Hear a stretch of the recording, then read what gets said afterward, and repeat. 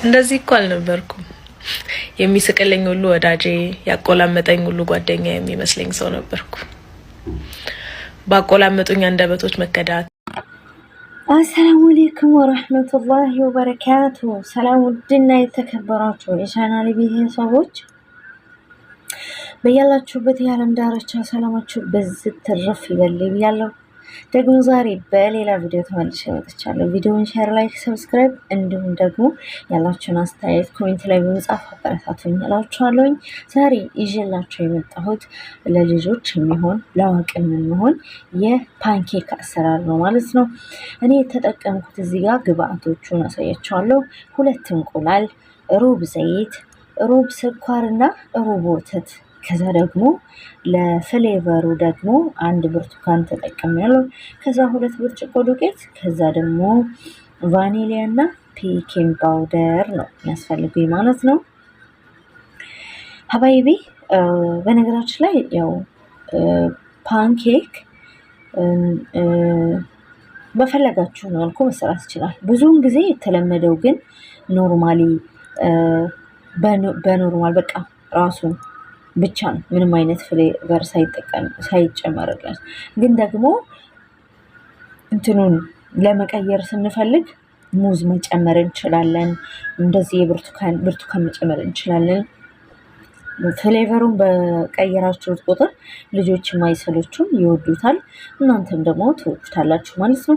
ሀባይቢ እዚህ ጋር እኔ 2 እንቁላል እዚህ መፍጫዬ ላይ 2 እንቁላልና ብርቱካኑን በዚህ መልኩ ፈቅፍቄዋለሁኝ። ብርቱካኑን እንቁላልና ቫኒሊያ አድርጌ እኔ በዚህ መልኩ ነው አያችሁት። ልብሷን ከላይ ቢጫዋን ብቻ ነው የወሰድኩት ፈቅፍቄ። ከዛ ይሄኛውን ደግሞ አሴር ይሄንንም እጨምረዋለሁ፣ ውሃውንም ማለት ነው፣ ጁሱን።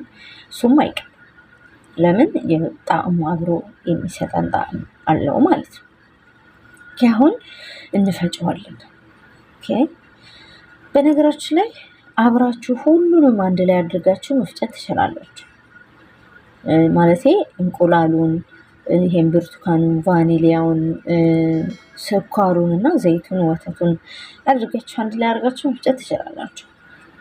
ግን ደግሞ ለየብቻም እንደዚህ ይሄን መጀመሪያ እንቁላሉን እንትኑን ከመታችሁ በኋላ ከዛ በኋላ ደግሞ ስኳሩንና ዘይቱን አድርጋችሁ መፍጨት ትችላላችሁ። ሀባይቢ ሼር ላይክ ማድረግ እንዳትረሱ። በጣም ትወዱታላችሁ። ሰርታችሁ ሞክሩት። ልጆቻችሁ በተለይ በጣም ይወዱታል።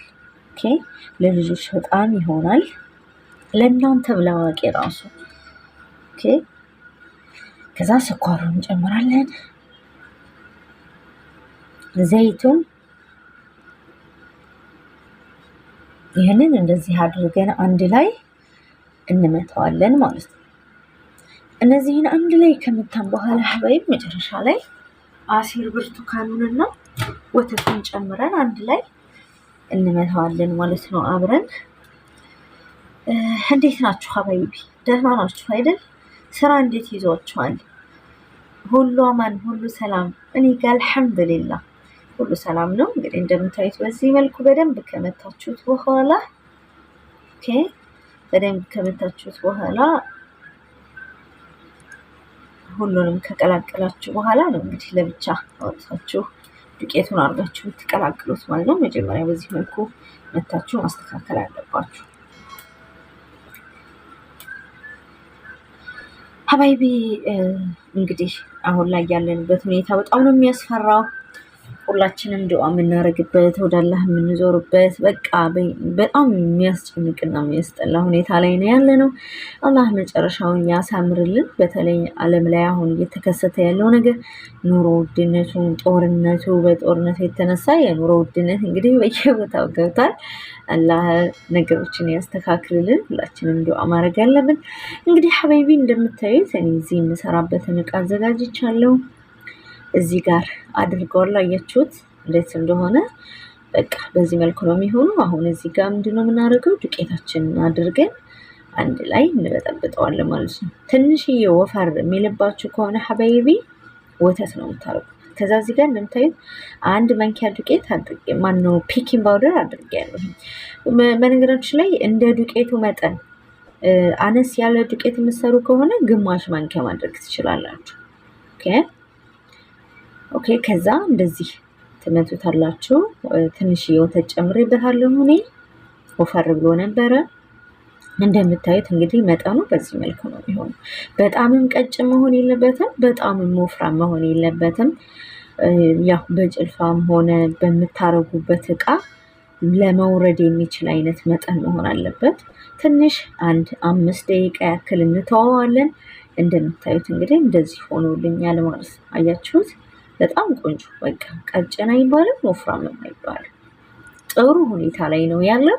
አሁን ይህንን እዚህ ጋር መጥበሻችን እናደርግና በመጥበሻችን እንሰራለን። በነገራችን ላይ መጥበሻውን ሀባይቢ መጀመሪያ ምንድነው የምታደርጉት? ጨውና ትንሽ ዘይቱን አድርጋችሁ በደንብ ታሟሹትና ጠርግ አድርጋችሁ ትተውታላችሁ እስከምትጨርሱ ድረስ።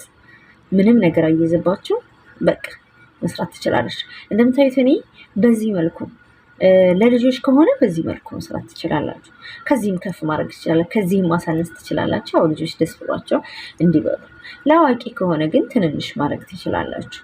የግድ እንደዚህ ትልልቅ ማድረግ ትችላላችሁ ማለት ትንንሽ መሆን የለበትም። እንደምታዩት እንግዲህ አያችሁ ከለሩ እንዴት እንደሚያምር እንዴት እንደሚጥም ሰርታችሁ ሞክሩት። እውነቴን ነው የምላችሁ በጣም ነው የምትወዱት። በሙዝም በብርቱካንም በፈለጋችሁት ፍሌቨር መስራት ትችላላችሁ። ካሳተን እኔ አሁን የብርቱካን ኬክም ስለምወድ ለዛ ነው መሰል ይሄኛው በጣም ተመችቶኛል። ኦኬ በዚህ መልኩ እንደዚህ ያደረጋችሁ አያችሁት ከለሩ ራሱ እንዴት እንደሚያምር። በዚህ መልኩ መስራት ትችላላችሁ። እንግዲህ ሀባይቢ እንደምታዩት እኔ በዚህ መልኩ ሰርቼው ይሄን ያህል ሆኖልኛል።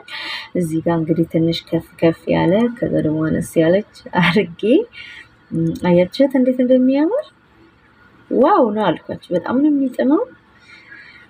እዚህ ጋር ደግሞ ትንሽዬ ለልጄ በዚህ መልኩ ትንሽ ስለሆነ እሱ እንደዚህ ሰርቼለታለሁ። አያችሁት ለትልቅ ሰው ቢሆን አንድ ጊዜ የሚቆርስ ማለት ነው። በዚህ መልኩ ሰርታችሁ ሞክሩታ፣ በጣም ተወዱታላችሁ። በጣም ነው የሚጥመው።